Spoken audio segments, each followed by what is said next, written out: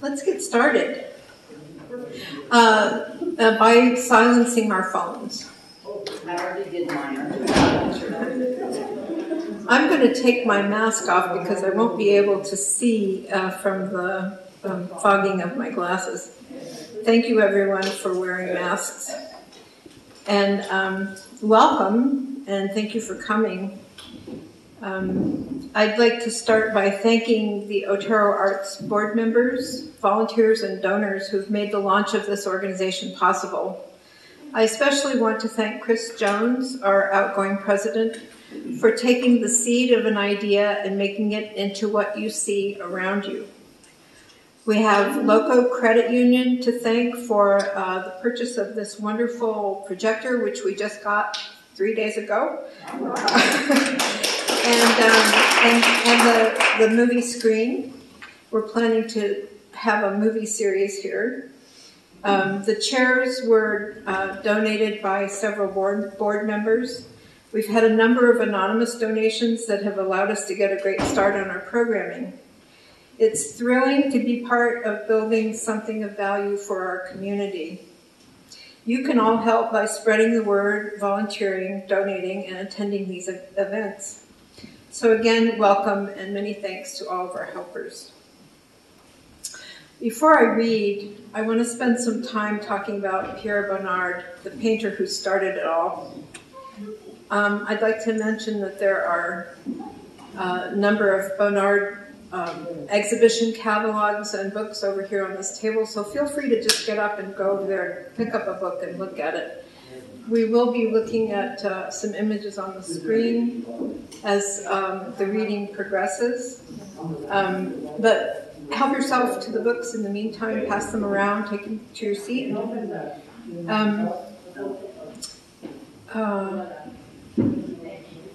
Bonnard was born in 1867 to an upper-class family in a suburb of Paris. His father was an official in the Ministry of War.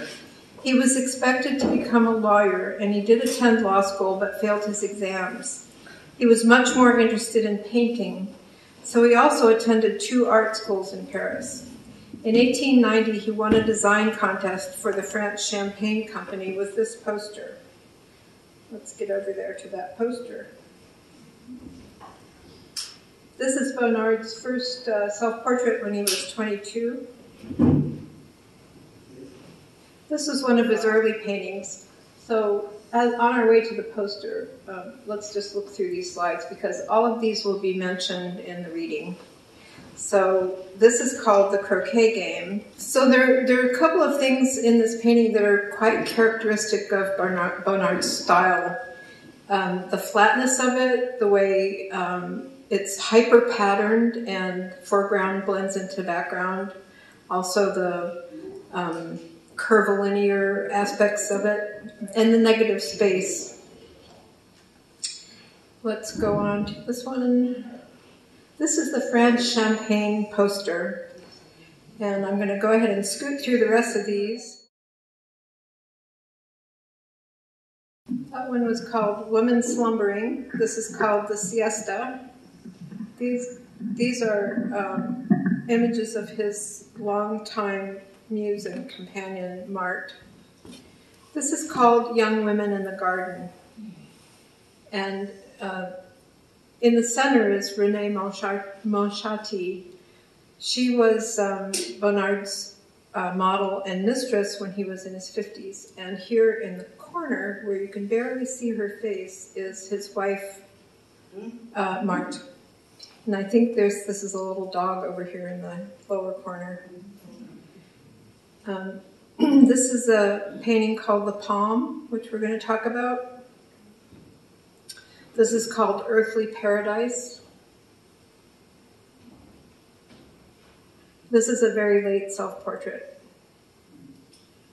And this is called Studio with Mimosas, which we'll talk about in the very last piece. So I'm going back here to French Champagne. So in 1890, he won a design contest for French Champagne Company with this poster. He was paid 100 francs for it, which is about $6,000 today. This convinced him that he could earn a living as a painter, and he never looked back. He joined an informal group of his peers calling themselves Le Nabi, which is Hebrew for the prophets. Their intent was to revitalize art and break with the past. It included Paul Serussier, Edward Vuillard, Maurice Denis, and Felix Vallotton, among others, and they were strongly influenced by Gauguin.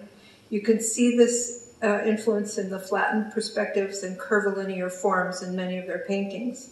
Their second major influence was an exhibition in 1893 of Japanese woodblock prints. I think it would be safe to say that they had never seen paintings like these and were profoundly affected by them, especially Bonnard, who was nicknamed by the group Le Nabi Très Japonard, or the very Japanese prophet.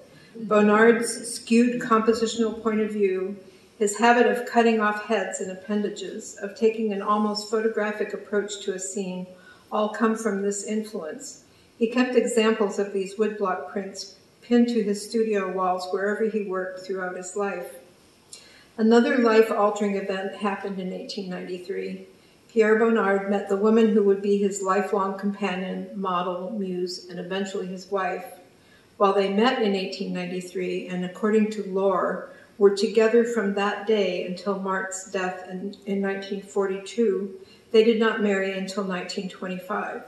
The stories about how they met, the secrecy and deception on both of their parts that was a feature of their life together, have all been passed from one art historian to the next since Pierre's death in 1947, and may be less than accurate.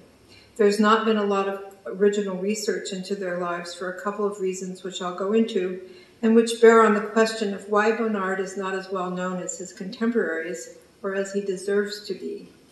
Again, according to lore, when they met, Marthe, whose real name was Maria Boursin, introduced herself as Marthe de Mélaigné, a name with an aristocratic tinge to it. She lied about her age, saying she was 19 when she was actually 24. She concealed her family and humble origins. Her mother was a seamstress, her father a pig farmer. When her father died, her mother moved the family to a suburb of Paris, where Marthe and her sister worked in a factory making flowers for funeral wreaths. Their families never met, and this concealment led to the lawsuit over Bonnard's estate that kept the majority of his work sequestered in the basement of a Paris bank for 20 years. Pierre died in 1947, and his work was not released to the public until 1966. Their home, called Le Bosque, near the Mediterranean city of Cannes, was shuttered as a result of the lawsuit. A nephew of Bonnard succeeded in getting the property released in 1968. So many questions haunt me as I imagine my way into the lives of my characters in this book, and of course into the lives of the real people Pierre and Marthe were. It's impossible to know very much about them. The primary sources like birth certificates, marriage licenses, death certificates, diaries, and letters are scarce and hard to find. A young art historian named Lucy Whalen at Durham University in the UK has recently unearthed some materials that suggest Marthe has been terribly maligned in the many biographies in all the exhibition catalogs. She found evidence that Marthe was already married when she met Pierre, probably to a wealthy older man in a marriage of convenience. This could explain why Pierre and Marthe did not marry until late in life. It doesn't explain why Marthe concealed her identity and her relatives throughout their life together. So let's allow this mystery to lead us into the story. It's two love stories, one in the present, one in the past, woven together by the anguish of our protagonist and her need to make sense of a tragedy in her life. While I'm reading, please feel free to peruse the Bonnard books. I'll scroll through the images that I refer to in these pages before we start, and then I'll leave them up on the screen. We'll have an opportunity to look at many more after the reading. A heads up, there will be nudes. I think you noticed that already. So one more time, woman slumbering, the siesta, young women in the garden. In this painting, Renee was about 25 and Marthe was in her 50s, and it's titled Young Women in the Garden. It's interesting what what Bonnard did with his model, Marthe. He always painted her youthful. She never aged in his paintings. This is the palm. This is earthly paradise. And there's that late self-portrait. Can I go backwards? Just arrow back.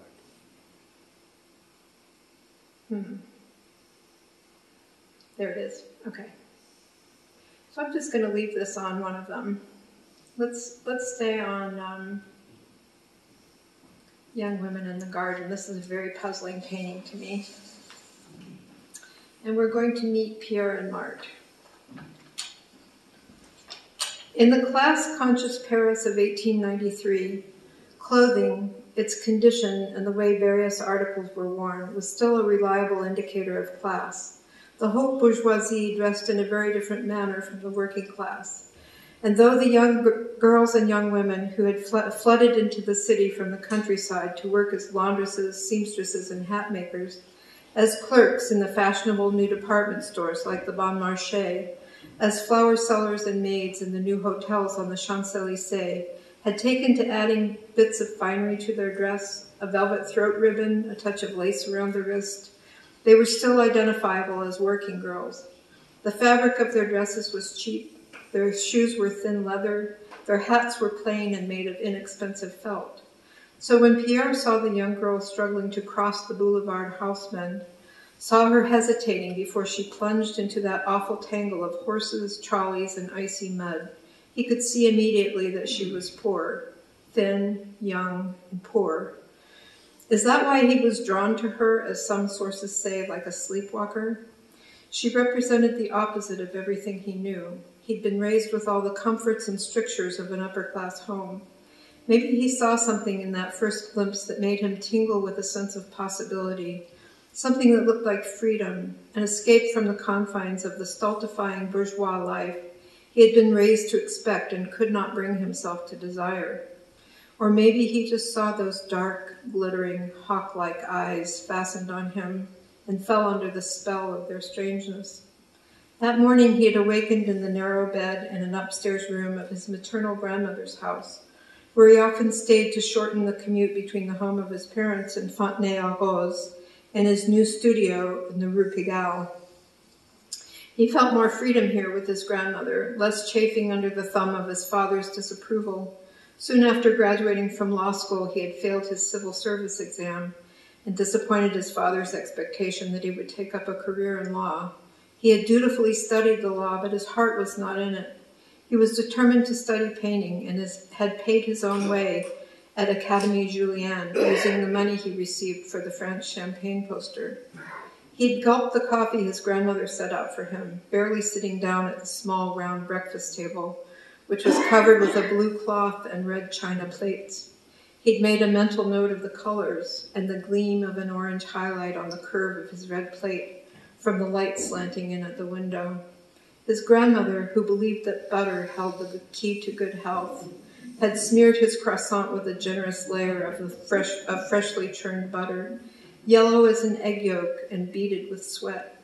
And he had noted the way the beads of moisture caught and reflected all the colors around them, tiny convex mirrors, which made him think of the mirror in the Jan van Eyck painting, The Arnolfini Marriage, which he had studied at École des Beaux-Arts, utterly fascinated by the angle of view and the tiny, nearly hidden figures visible in the mirror.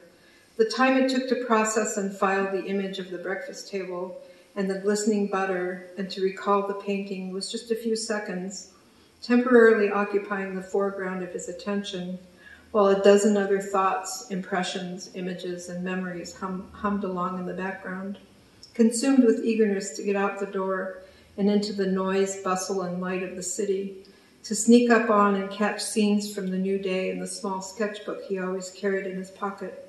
He'd brushed crumbs from his shirt, risen from his chair, leaned to kiss the softly crumpled skin of his grandmother's plump cheek, and prepared to bolt out the door. "Wait," his grandmother had cried. "You will freeze in that. Don't you know how cold it is? Where's your good coat?"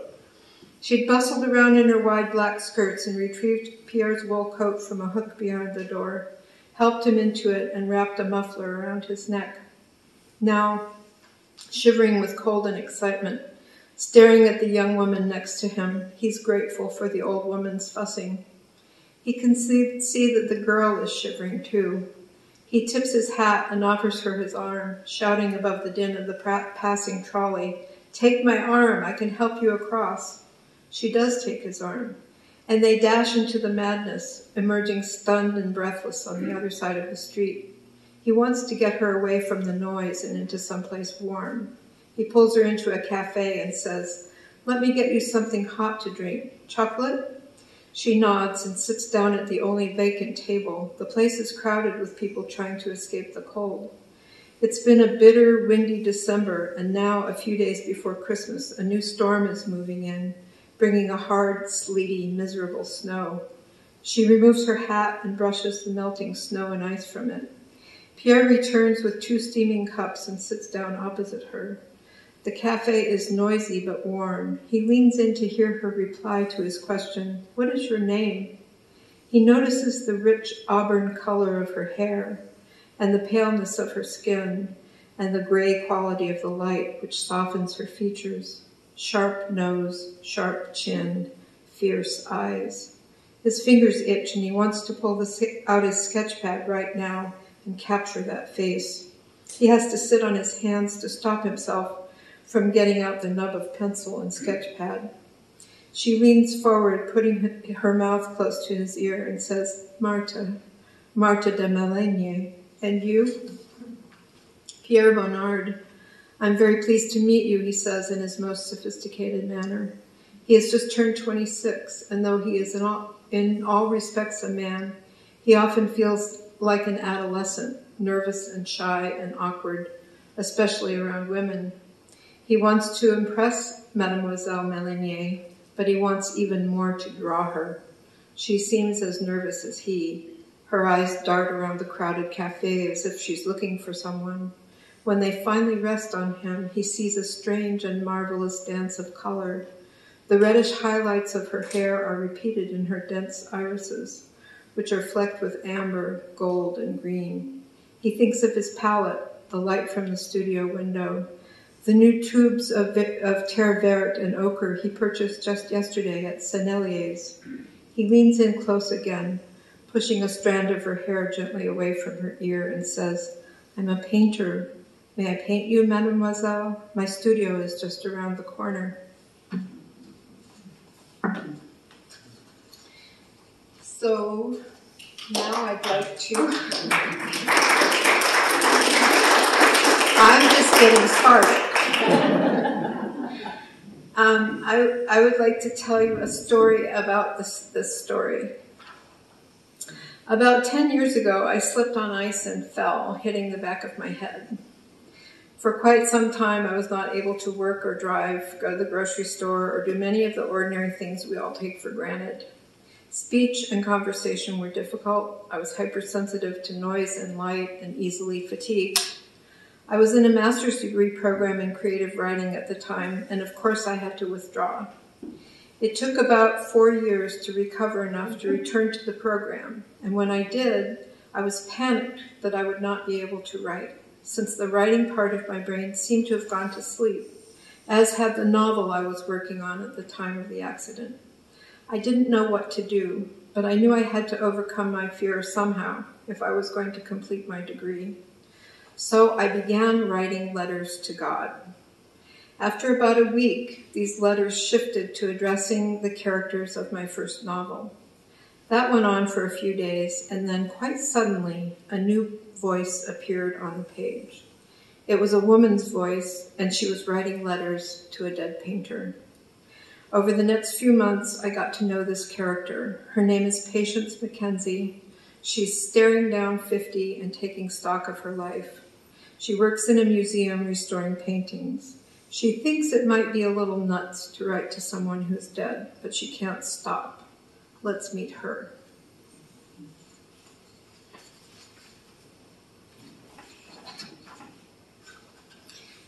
Waking, 6 a.m. The sound reaches into her dream, a child crying, crying, crying. Her child, Thomas. He's trapped somewhere in the house. She races from room to room, snatching open closet doors, peering under beds. She's upstairs in their old house. The wallpaper is peeling. Windows are broken. The bedroom doors hang askew from their hinges. She needs to get downstairs quickly, but the stairs are broken. She grasps the banister and jumps the missing stairs. Thomas, she cries. Thomas, where are you? The stairs are endless, too many. How can there be so many stairs? Her legs give way. She feels like she's moving through molasses. She hears the crying, louder now. The hall closet. She must reach it. She grasps the door handle and jerks awake with a gasp. Sweaty, heart racing, Patience kicks the sheets away and sits up. Those damned birds, she thinks. Damned nuisance. A neighbor recently brought 2 peacocks home, and their dying animal screeches have turned the quiet, peaceful, semi-rural neighborhood into a kind of war zone for her. She will have to speak to the apartment manager, the city, the police. There must be a noise control ordinance. She sits at the side of the bed, still shaky and unnerved by the dream and that terrible crying. She hasn't had the lost child dream in years. She still dreams of them, her children, Columbine and Thomas, often. But the dreams have not been of the desperate, panicked kind she just had for a long time. Her hands shake as she struggles with the pill container and puts thyroid tablets in her mouth. She pushes her hair out of her eyes, takes a sip of water and swallows the pills. Shower, she thinks, one thing at a time. Those damned birds, beautiful and strange, and making her a wreck again with their daybreak terror. She stands in the shower a long time, letting the hot water wash away the panic of the dream and the tears. They well up and run down her wet face. She's shocked still by the immediacy of grief, how it can overtake her, blindside her, how the visceral memory of her children never fades. Thomas's particular smell, a mix of baby powder and the zinc ointment that kept his rashes under control. Columbine's fine gold hair, the solid heft of her pudgy flesh. It's been 20 years since her children died, and still, in these moments, it seems impossible they are gone. She can still feel them in her arms, smell them, hear their voices. She bends over the ache that is their absence, right in the center of her body. I must not give in, she thinks. I must let it wash through me and out of me, this pain. She steps out of the shower and wraps herself in a towel, resisting the impulse to go back to bed and pull the covers over her head. Instead, she pulls on shorts and a t-shirt. A sudden craving for coffee propels her to the kitchen.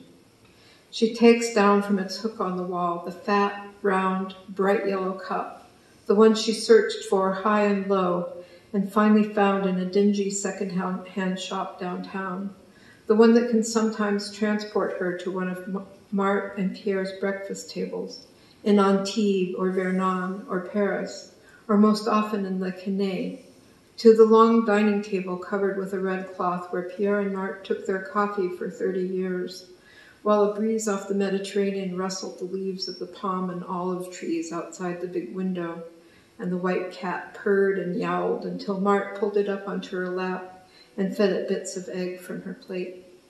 Patience carefully fills the cup with steaming coffee, pours in a dollop of cream, carries it out to the patio, and sits for a few minutes, watching the first rays of sun tip the trees and shrubs and grasses with slivers of gold. She welcomes these reveries of Mart and Pierre, the intimacy of their imaginings.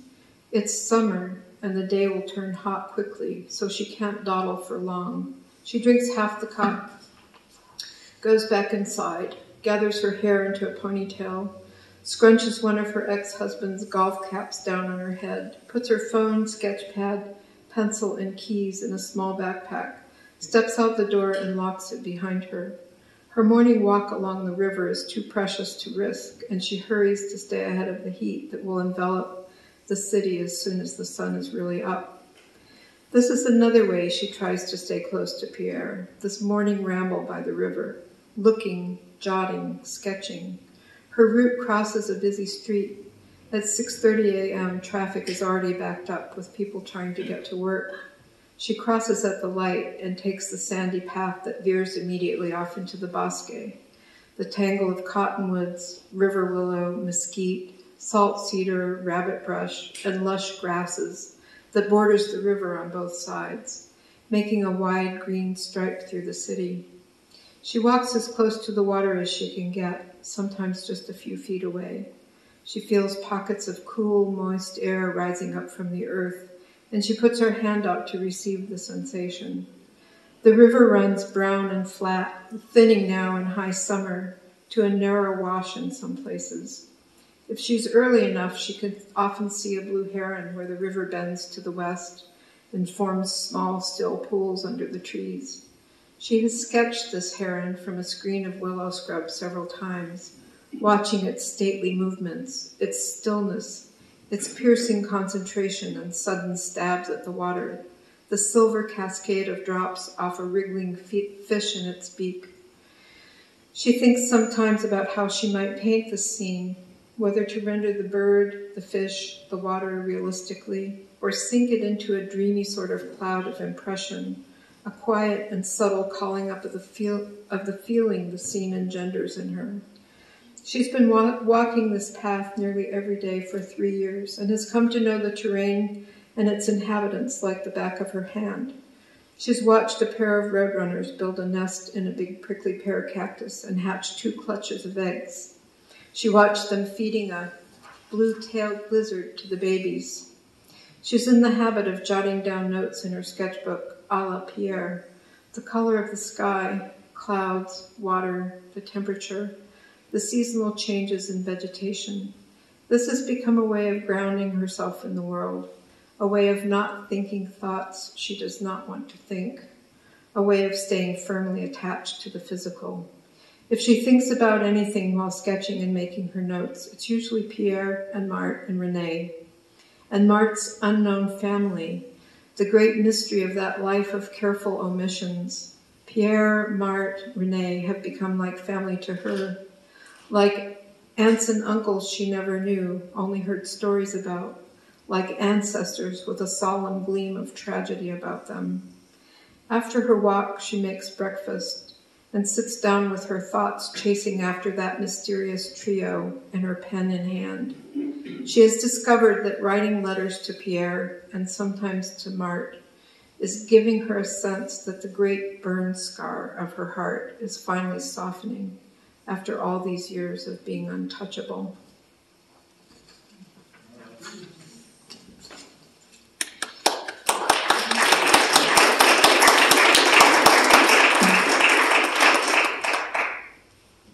Seems to be moving along without me, but I think that's all right. We can just look at these paintings.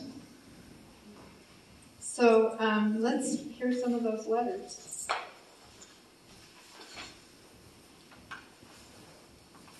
This is a longer section, and then we'll take a break.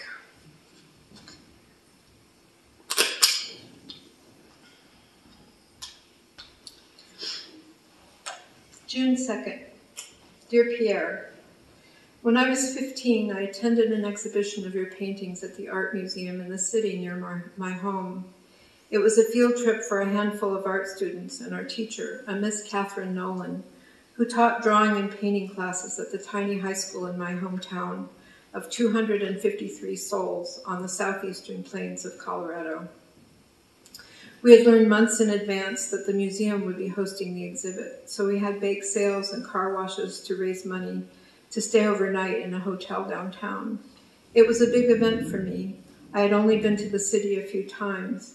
When my mother's sister flew in from Maine and we met her at the airport, or when we had to pick up parts for the tractor or hay baler. The school library had one book about Michelangelo, one about Leonardo da Vinci, and one about Impressionism. The Impressionism book didn't have any of your paintings.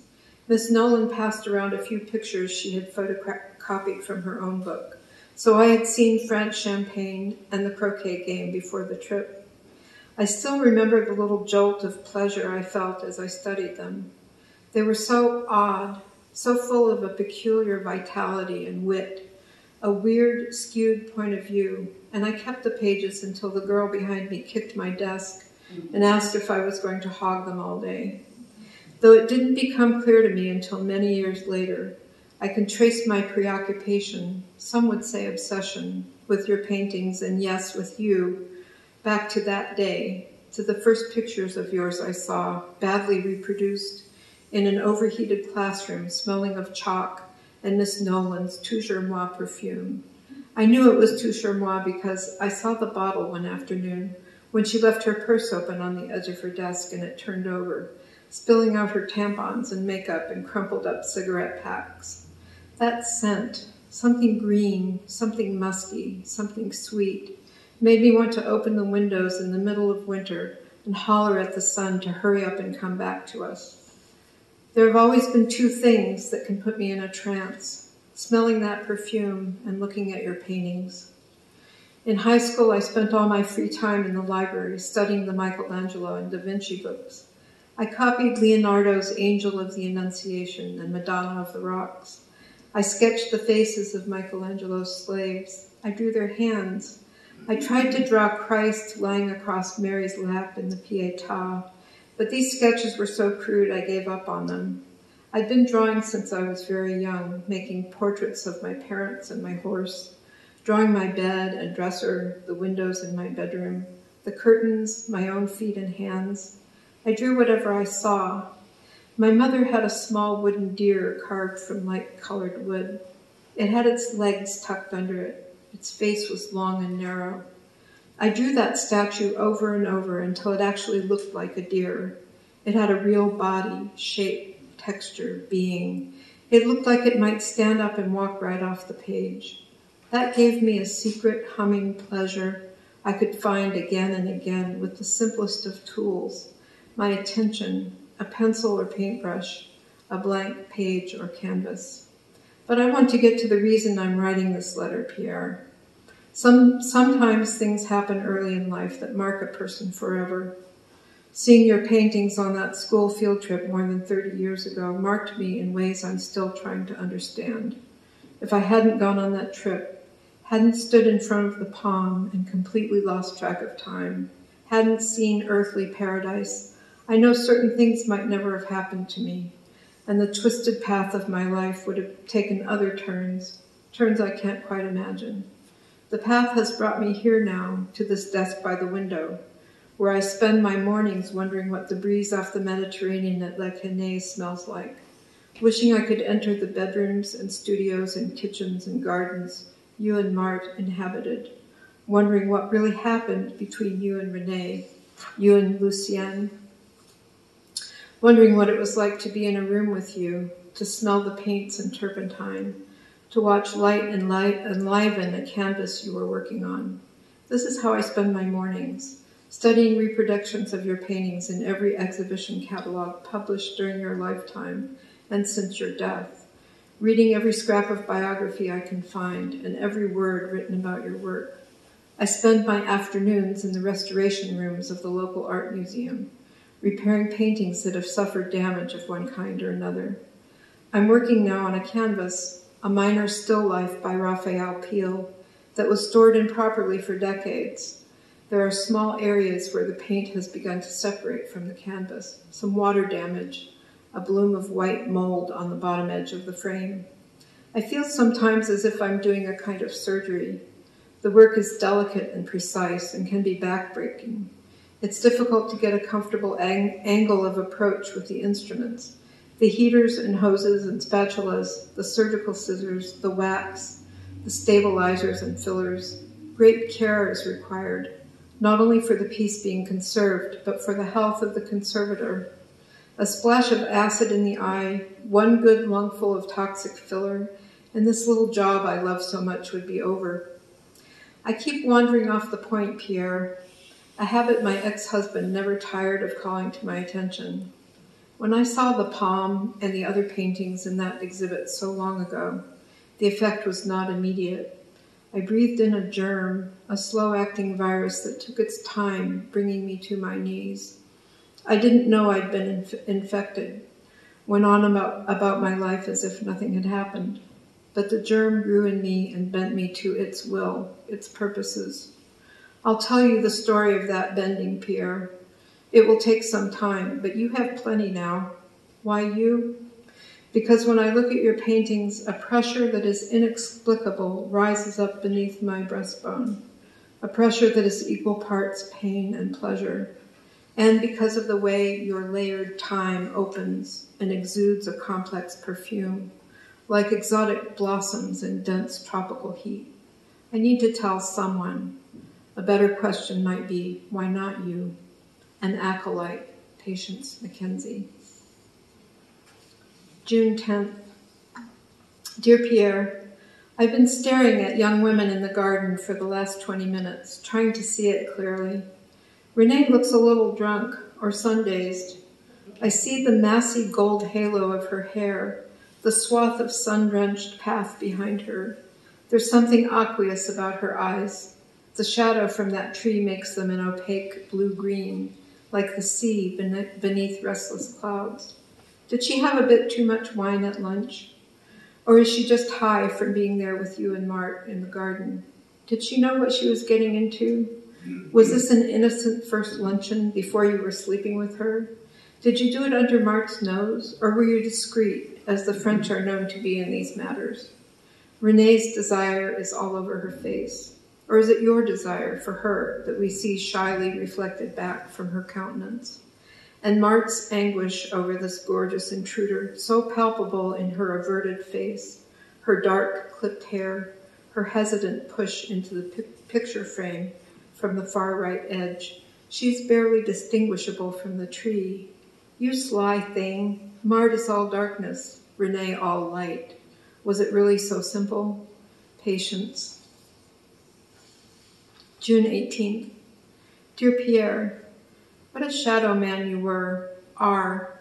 The biographical information is thin, and despite 2 major retrospectives in the last decade, no one has yet undertaken a definitive biography.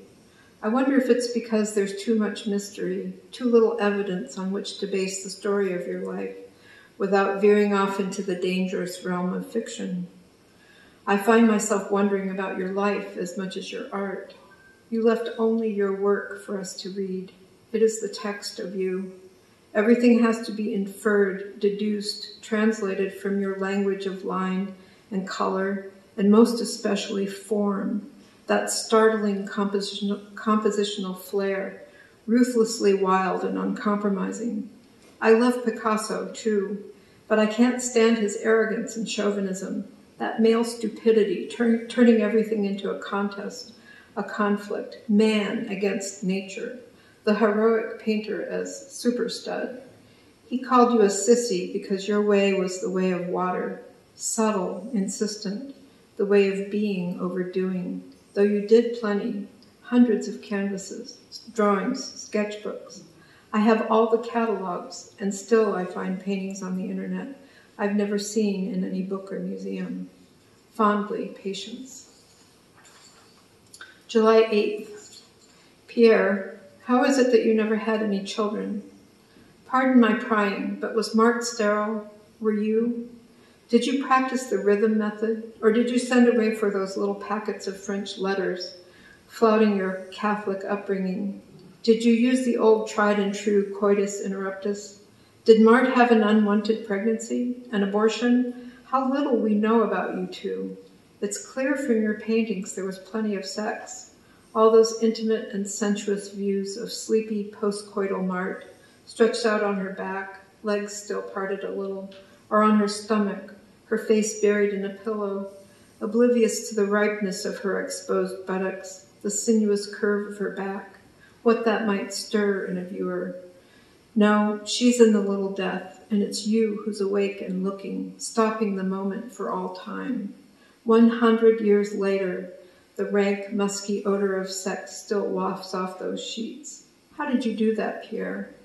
And shy Mart, who wouldn't even have dinner out with your friends. I wonder if the subtext of tension in these paintings comes from her reluctance to be appropriated in this way, to have the intimacy of the marriage bed displayed before the greedy eyes of the world. Yours, Patience. July 17th. Dear Pierre, please forgive the tone of my last letter. My interest is not prurient, unless we take the obscure, nearly lost meaning of the word, to have a restless desire or longing. I have a restless desire and longing to know things that are not knowable, to inhabit your paintings and your world, to peer into the strange, silent, gloomy radiance of breakfast tables, coffee cups, fruit bowls, windows in the gardens, glimpse through them, the prosaic objects of everyday life that you made eloquent. It must be at least in part because those paintings are saturated with restless desire and longing. A long, low, bittersweet note comes through them, no matter how the surfaces scintillate with color. How did you paint the ache of life passing, as if in the very act of capturing a moment and fixing it to an object that could continue through time, you were acutely aware of its disappearance, the death of not just that moment, but of everything in it. Mart's death, your own death, the death of your way of life, the demise of your era. Am I reading too much into it, that dark undertone? It gets more and more pronounced as you age, until it's undeniable in your late self-portraits, those ghastly images in which your head appears to have gone through a meat grinder, your anguish all too visible. Truthfully, though, I see in the very first self-portrait you did when you were just 22, traces of the melancholy tone I'm talking about. All those reviewers and curators who gush about your saturated, sunny palette just annoy the hell out of me.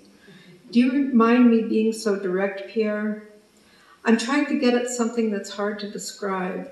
The layering of the gaze, the act of seeing, your gaze, and how it puts so much more than paint on your canvases. Time, for one thing, but I think that should be another letter. My gaze and how it receives your meaning. Even if I knew everything that's possible to know about the exterior facts of your life, it would still come down to this matter of what and how you saw, what impelled the brush, and how I in turn see your surfaces and what is beneath and around them. A reading between the lines you so deftly applied to those empty fields of white. Gratefully, Patience. September 4th. Dearest Pierre, how much should I reveal to you of my unhappy history, my dreams and ambitions and failures? How much do you want to know? Or rather, how much must I tell you in order for my pursuit of you to be fair, justified, to make some kind of sense? We have to get beyond all the surface things that separate us, Pierre. The fact that you are dead and I am not may appear to be the biggest hurdle. But I agree with Jung, who said that the soul doesn't distinguish between the dead and the living. I don't know you, and we may have in common only an abiding love of color and light and the need to pin moments to surfaces. But tell me, who else would I turn to with the disruption your paintings made in my life? I can't separate who I am from the people and the land that made me. My father was driven by the need to own and cultivate land, to be rooted in a literal way, to plant and harvest and husband. I learned these rhythms as I learned language. That's how deeply ingrained they are in me. The boundary of our ranch follows the contours of a lava flow that spewed out of a volcano 100 miles to the west 1 million years ago and stopped abruptly 2,000 feet above the plain where southern Colorado meets northern New Mexico. That dark cliff face, folded and scarred by deep canyons, marked the southern edge of my world. As I grew old enough, my parents took me hiking and camping, hunting and fishing back in those canyons. There were hidden streams and waterfalls, ice caves, every kind of bird. There were mountain lions and bobcats and black bears. I learned young how to watch for their signs and give them a wide berth. Overturned stones and trampled vines were marks of a foraging bear. I could identify all kinds of scat by the time I was 10, and by 12 I could help gut and quarter and pack a deer out of the wilderness. The eastern edge of my world was a flat horizon line. To the north, a sprawling flat plain all the way to Denver. To the west, a line of mountains that was like something out of a fairy tale, snow-capped nearly year-round, a dramatic backdrop for the sky's gaudy shows, flares of hot gold, molten orange, neon pink, strewn across the great bowl at sunrise and sunset. This is what I came from, Pierre, this rugged, inhuman beauty that flays the senses. I've studied photographs of your Massif Central. You know the beauty I speak of. Dark, folded mountains, crumpled earth skinned with verdure, naked stone, vistas so stunning you forget to breathe. When I was choosing a college, I wanted to be far enough away from home that I could have a sense of independence, but not so far I would lose the 100-mile views I needed like oxygen.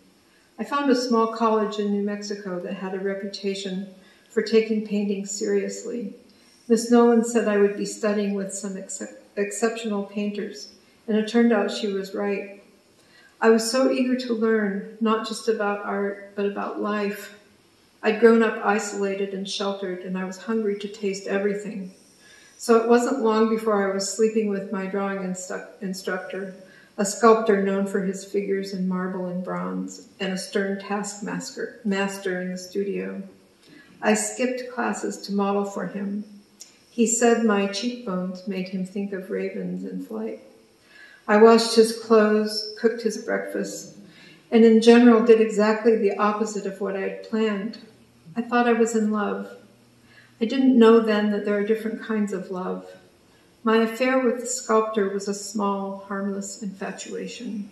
It was a long time ago, but I can still remember his clay-roughened hands and the long hours in the studio naked as he molded small replicas of my body, my curves and angles, my breasts and elbows, my thick, unruly hair, my toes, my thighs, my serenely empty gaze. It was a deeply erotic process as the made and the living bodies conflated. I felt his hands on my skin as they moved over the clay, and he formed from memory as much as from sight, those representations of the female form, mine and not mine, curled and stretched and coming to life under the pressure of his fingers. Yes, there was a near drowning in erotic bliss, and then a slow return to the upper regions, to air and ordinary conversation, to work and study and a cool, wary friendship, but it had nothing to do with love. There's a kind of love that gets you in its sights and comes after you, and you might as well surrender because it's going to have its way. Love that is not small, not wonderful, not sweet. The kind of love I imagine you and Mart had. The kind of love that unmakes you atom by atom, and only if you're very lucky, puts you back together again. The summer after I finished school, my parents gifted me with a trip to Italy and Greece. I met Daniel in a taverna on the island of Skiros. He was sitting alone on the patio one evening with a plate of steaming chicken, a glass of ouzo, and a camera in front of him. A restless breeze, cool and tender after the day's heat, riffled in from the sea. His face, there was something archaic about it, an archaic Greek face right out of myth. I stole glances at him, watched his quick, narrow fingers pull the roasted chicken apart, carry it to his mouth, wipe the juices from his lips, so full they looked stung. When he was there again in the morning, I knew it had to be fate, like the moment you saw Mart and offered her your arm, your attention, your life. He picked up his camera, panned the harbor and the hillside. Then he turned it on me in my bright yellow sundress, with my bare brown skin and hungry eyes. We didn't waste a moment. We went at each other like our lives depended on it. We made love on the beach under the mournful eyes of a stone virgin, tucked into a tiny shrine in a crevice of rock, with salt crust and barnacles clinging to her naked feet, and a crown of wilted roses around her head. We did it again in the water, and again just a few steps from the path that wound through the grove of twisted, ancient olive trees, gnarled and beautiful as the old women and old men of the island.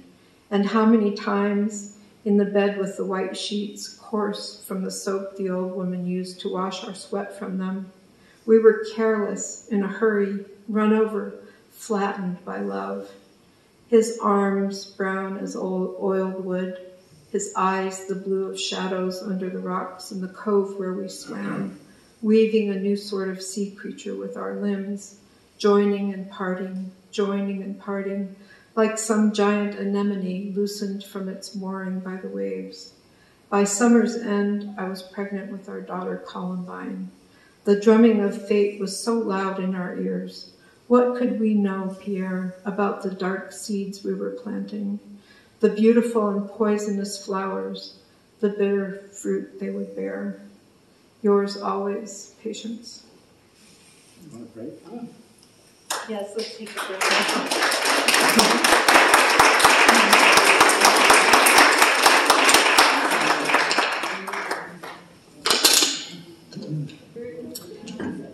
Someone brought muffins back there, so let's take a few minutes. What time is it?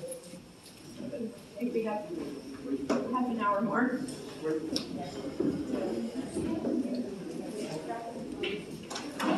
This is a piece that comes, we opened with meeting Pierre and Mart on the day that they met, and I'm going to close with a scene that's near the end of their, certainly near the end of Mart's life, near the end of their story.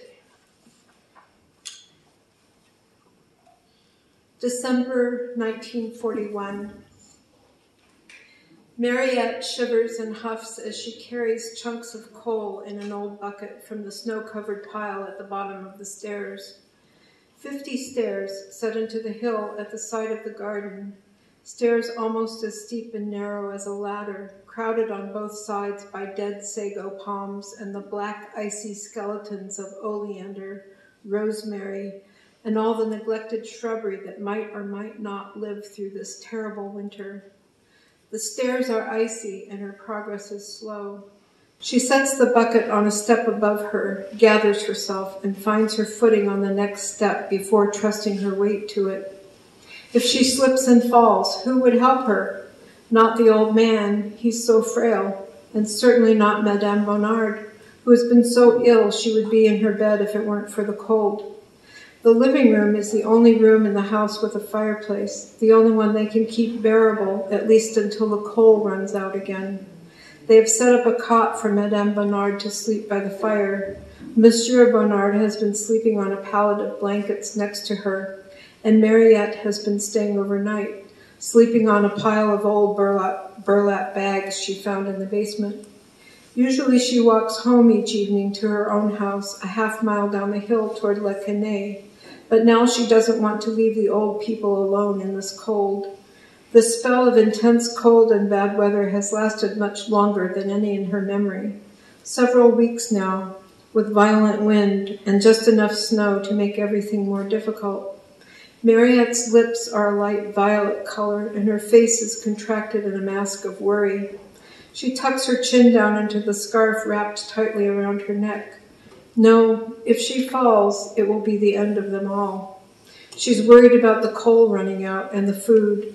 They have only a half round of cheese and 1 loaf of bread, a bit of soup left over from yesterday. There's no milk or coffee, no butter or oil. They haven't had meat in several weeks. Every day she makes her way down the hill to the shops and stands in line to buy whatever food she can get. She preserved green beans and squash, peaches and cherries and apples from her own garden and the Bonnard's garden, and this is what has gotten them through the fall and winter so far, with a little cheese when she can get it. She heaves the bucket onto the porch landing, stamps the snow from her boots, and steps into the kitchen. She calls, "Mercy, it's colder than the North Pole." She unwraps her scarf, shakes it out, and hangs it on a hook by the door, carries the bucket into the living room, which doesn't feel much warmer than the outdoors, and sets about building up the fire. Pierre says, "Here, sit by the fire and warm yourself." He starts to get up from his chair, but she shushes him and says, "Don't get up. I'll just get this fire tended, and then I'll put a pot of water on to boil, and we'll have something hot to drink. I found some tea in the back of the cupboard. There's no milk, but a hot drink will do you good." Pierre is wearing his overcoat, and Marthe, who has dozed off in her chair, is wearing the fur he bought her 3 decades ago, which has lost its sumptuous sheen, but is still warm as a living animal. They both have on knitted caps pulled low and scarves wrapped around their necks. Marthe's hands are exposed, tiny and bluish and claw-like. Their breath makes little puffs of white in the frozen air. Mariette knows they only have coal because Monsieur Matisse, warm in his hotel in Nice, paid the black market price for it and had it delivered to Le Bosquet without asking or telling Monsieur Bernard, who refuses to buy anything on the black market, no matter how hungry or cold they are. This sometimes makes Mariette furious. She knows they have plenty of money. It's not a matter of money. He is so stubborn, that old man. He would starve if he didn't have someone to look after him. He can live on almost nothing, has always had a small appetite. But what about the madame? She's so thin and so ill, and now with coal scarce, it's impossible to heat water for her baths, and it's clear that she's suffering.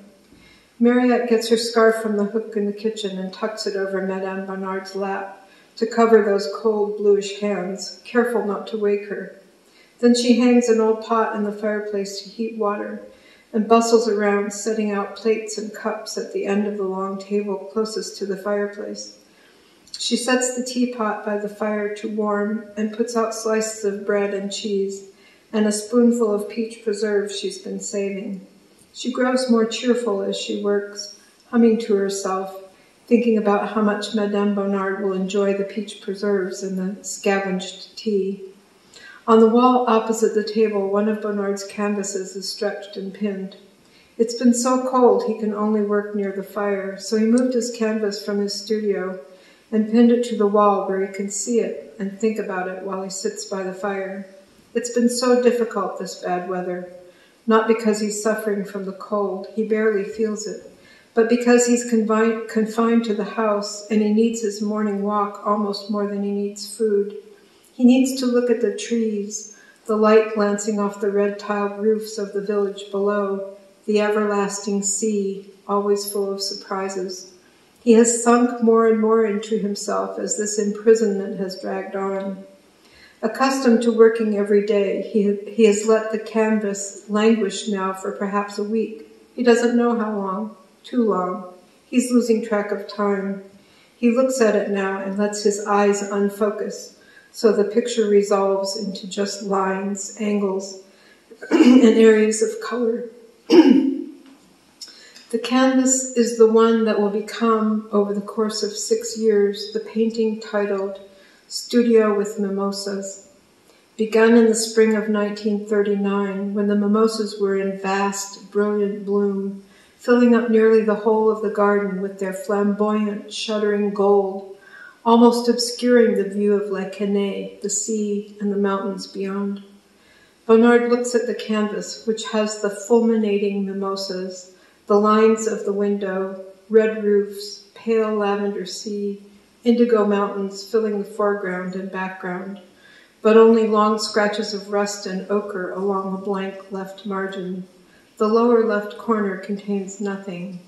Since he began this painting now almost 2 years ago, Germany has invaded Poland and overrun the north of France. The world is again at war. He can hardly bear this thought. It makes him feel so very old. The first war, which left Europe stunned, ruined, aghast, was to have been the last war, the war to end all wars. He has lost his faith in humanity. There is only work left, the demands of the painting, the conversation with the painting, the mild epiphanies and failures he daily finds in these patches of linen stretched across a wall. The brilliant profusion of mimosa blossoms and his memory of the thrill of finding exactly the right combination of pigments to depict them have until now been reliable lifters of his spirits. How is it possible to be morose in the presence of such extravagant beauty, he wonders. But morose he is. His eyes wander to the empty left corner, and for the first time in many days, he has an urge to get out his brushes and put something in that space. He suddenly knows what to put there. The face is haunting, skeletal. The colors are a scumble of mauve and gray and rust red. Is it his brother's face? Mart? He can see the face in his mind, but cannot recognize it. His brother Charles died in March. Is it Charles when he was a child? Is that the face? The face grows in his mind's eye, but remains indistinct. It looms and recedes, ghostly. They've hardly seen each other since they were young men. They were not close. Everyone is dying, he thinks. In a month, Mart too will be gone. He does not know this, of course, but he feels her life ebbing. She's weak and fragile. At night she coughs and coughs. There's blood on her pillow, her nightdress. He feels the darkness begin to close around her. Perhaps it is Mart's face after all. He will simply have to paint it and find out. He startles when he hears Mariette's voice calling him to the simple repast she has prepared. For once, he does not excuse himself and haul out his palette and brushes and attack the canvas in the heat of inspiration, but instead gets up from his chair and helps Mart, who is awake but bewildered, to the table. All right.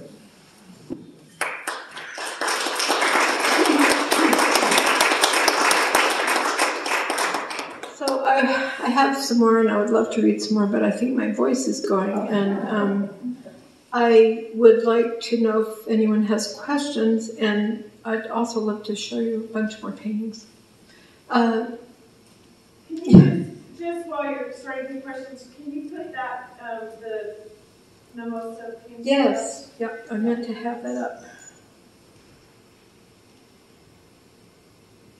I want to see the face. Oh, there See, is a face. yes, see, down here in the corner, he just loves to do that, to hide people in odd places. Rochelle, Yes, in the book, are you going to intersperse the letters within the text of the book? yes. So the first draft I wrote of this was it was entirely letters and diary, journal entries. The second draft is when I added the narrative sections. And now the challenge is really how to marry those two. So, I haven't figured out the way yet. I wanted to talk just a minute about where Bonnard fits in the sweep of change from realism to modernism, which, went through Cézanne, who I don't think of as an impressionist. I think of him as sort of a proto-modernist, to Monet and the impressionists, the post-impressionists, and then into modernism. And I put Bonnard squarely in the early modernist category. He's categorized by a lot of historians as an impressionist, sometimes as a post-impressionist. I don't think so. That's just my opinion. Yes, John. On the letters to Pierre, were those actual letters that you wrote to Pierre, or? So, as the writer of this book, yes, I wrote them, but the character Patience is the voice in the letters. Okay. Yeah. And that's another thing that's been interesting to navigate is I'm drawn to letters because first-person narrative gives you an immediate identification with the character. And you get a little bit of that in the letter form, but it's also a bit distancing, so it's... I don't know quite what else to say about that, except it's a form that I love. It lets you do all sorts of things. You can write to anyone, say anything. Anybody else? There was a question I was supposed to ask you, and I forgot what it was. Well, I already got to talk about it, so never mind. You didn't give me a chance to write it down. I want to pull up a site that has a lot of Bonnard's work on it. And we can just run through a lot of paintings. Where is most of his paintings displayed? Are they in Paris? Are they in London? Where are they? All over. All over? Yes. Actually, the Museum of Art in Cleveland has probably the richest collection of Bonnard paintings in the country. Which is, I mean, it's a wonderful museum, but you wouldn't expect that. No. When did we go to San Francisco? That was in 2016. We saw a large retrospective. That one looks very different from the rest of his work. Yes, this was Baroque. This is a portrait of, her name is Misia, and she had several last names because she kept marrying very rich men who died. you can tell by what she's wearing. But Bonnard did quite a few commissions for her, large paintings that are almost mural size. So it's like he changed his style when he was doing, commission work. He ranged all over the place, from very, very abstract to very realistic. I'm sorry, Jen? I'm sorry, I missed it. Did you finish your degree? I did. Okay. I graduated. Congratulations for doing that. Thank you. Come back already. And then, are you saying that you are done with writing? No. And you just need to piece together. You still have. No, there are many aspects of this book that aren't clear to me yet, and the only way you get clarity is writing to it. So there's a lot of writing yet to be done, and one of the tensions is that these people are historical personages, and I'm not a biographer, and I never know. I mean, I want the story to be grounded as much in fact as possible, but there are severe limitations to that. And so where do you take the imaginal leaps, and what do you do with them? I mean, I've read a number of novels based on Bonnard that take huge leaps, and I don't, that's not comfortable to me for some reason. I want to keep it tied to their lives as closely as possible. And you feel like you've done the research, like have you done the historical research? Right there on that table. Yeah. Gotcha. Thank you. Yes. Rochelle, does one of the stories take primacy over the other? You have Patient's story, you have and Pierre. No, well, it's Letters to a Dead Painter, so that really does say that the focus is on the contemporary story and that character. But I see Marthe and Pierre and Renee's story as every bit as important as Patience's story. And that triangle in their life is something that Patience is drawn to and really deeply examines. Mark? Can you use Patience to do your imaginative leaps and leave the history as it is? Well, the trouble with that is that, I mean, it's like running into a brick wall. We don't know, literally, there are no primary sources. But she can imagine what they might be. And then you've written that. So doesn't she just emerge as rewriting the story Their story. of their life? That's a very interesting idea, Mark. I just got fascinated by Patience and where she was going. Mm-hmm. So I thought, oh, that's probably the story. Uh-huh. Anyway. I like that idea. Go ahead. What mediums did he work in? Everything. I mean, he was mostly a painter, but he was also a sculptor. He was a graphic artist. I mean, he ranged all over everything. And tremendously prolific. And photography. Yes, yeah. And he was known and successful during his life. It's only after he died when, all of his work was shut up that people forgot about him. And so he was kind of left out of the progression of art history. And I think in a conversation yesterday while we were setting up for this, I think you had mentioned that he had done a lot of this like from a memory or just from his thoughts, right? Mm-hmm. Yep. It's kind of interesting that photography, usually a photographer will take a photograph and then work from that, but he did it all from memory? He never worked from life. He worked from his notes in his sketchbook and his memory. Yeah. So was it Matisse family that had things the art locked away, or was it within Pierre's family? I missed the first thing you said.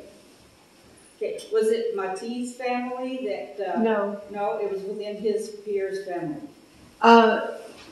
When the trouble was caused because when Marthe died, she died without a will, and that's when it was discovered that there were that Marthe had relatives, and then Bonnard actually forged her will, and when he died, that forgery was discovered, and all of Marthe's family came out of the woodwork and contested the will, and that's what tied it up for 20 years.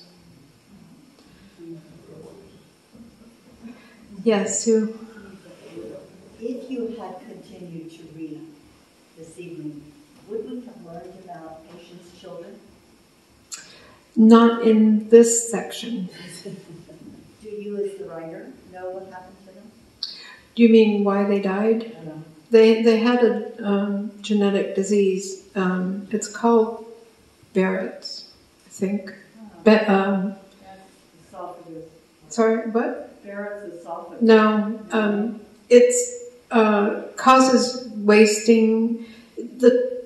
It's typical that a child can appear normal until the onset of the disease, which is usually quite early in toddlerhood. So by 2, they're usually exhibiting symptoms. And in Patience's case, she was already pregnant with Thomas when this syndrome was diagnosed in Columbine. So she was quite pregnant. She was, close to the term, the end of the pregnancy. And so Thomas was born knowing that, with his parents knowing that he would die. And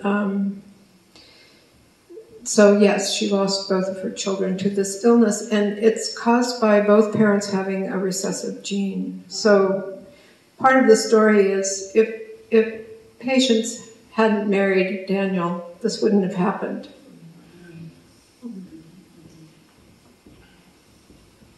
A lot of tragedy in your Yes.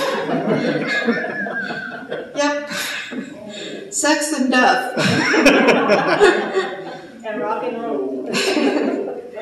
Yeah. Okay, so please look at the books. I wish this was on a slideshow? Yes, that it would just go through these without being told. There should be a slide view. Well, can we make it do that? Here's another one where there's this sly thing. Do you see her? Yeah. Yeah.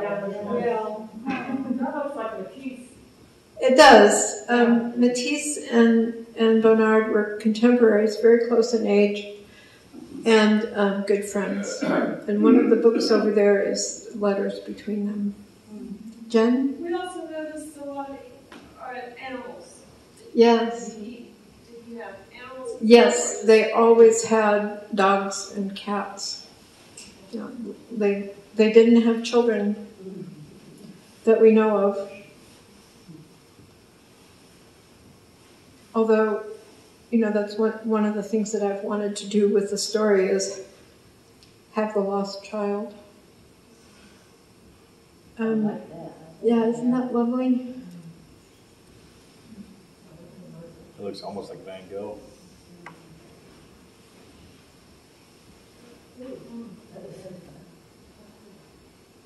I'm so glad to be able to share my love of this painter.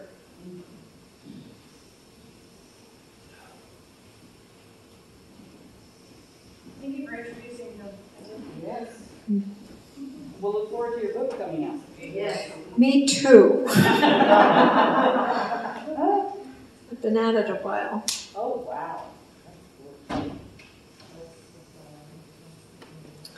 So I do have a book of short stories. I have a proof copy here in the back, and I am taking pre-orders for its publication in April, and all the proceeds from the sale will go to OteroArts.